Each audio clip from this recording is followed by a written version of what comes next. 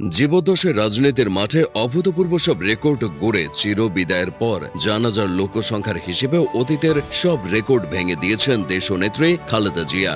বাংলাদেশ তো বটেই, অনেকের মতে উপমহাদেশের ইতিহাসেও এত বেশি জনসমাগম কোনো জানাজার নামাজে আগে দেখা যায়নি।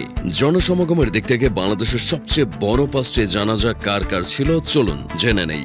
বাংলাদেশের অন্যতম বৃহৎ একটি জানাজা ছিল জামায়াতে ইসলামের নায়েবে আমির আল্লামা দেলোয়ার হোসেন সাঈদীর জানাজা।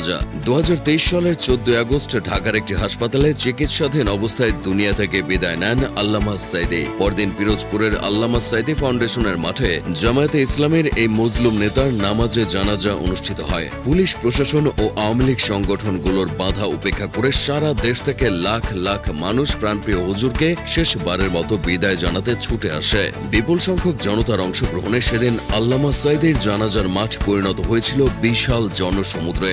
বাংলাদেশের ইতিহাসে আরেকটি বৃহৎ নামাজে জানাজা অনুষ্ঠিত হয়েছিল চট্টগ্রামের হাটহাজারীতে। ২০২০ সালের ১৮ সেপ্টেম্বর ঢাকার একটি হাসপাতালে বার্ধক্যজনিত কারণে ইন্তেকাল করেন হেফাজতে ইসলাম বাংলাদেশের প্রতিষ্ঠাতা আল্লামা শাহ আহমদ শফী। পরদিন তার নামাজে জানাজাকে কেন্দ্র করে পরিপূর্ণ হয়ে উঠেছিল হাটহাজারী মাদ্রাসার প্রাঙ্গণ। শতবর্ষী এই আলেমের জানাজায় শরীক হতে দূর দূরান্ত থেকে ছুটে এসেছিল তার অগণিত ভক্ত অনুসারী ছাত্রগণ। মানুষের ভিড়ে রীতিমতো অচল হয়ে গিয়েছিল মাদ্রাসা সংলগ্ন সড়ক সহ গোটা উপজেলা। লক্ষাধিক মানুষের সমাবেশে অনুষ্ঠিত আল্লামা শফীর জানাজাটি ছিল দেশের ইতিহাসের সর্ববৃহৎ জানাজাগুলোর একটি।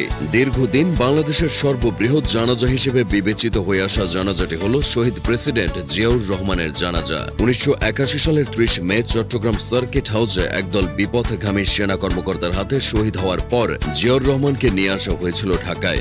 দেশপ্রেমিক এ রাষ্ট্রপ্রধানের নামাজে জানাজায় অগণিত মানুষের আগমনে লোকে লোকারণ্য হয়ে উঠেছিল ঐতিহাসিক মানিক মিয়া এভিনিউ প্রাঙ্গণ। বিপুল সংখ্যক জনতার অংশগ্রহণে জাতীয় সংসদ ভবনে বিরল এক মাইল ফলকের সাক্ষী হয়েছিল গোটা দেশ।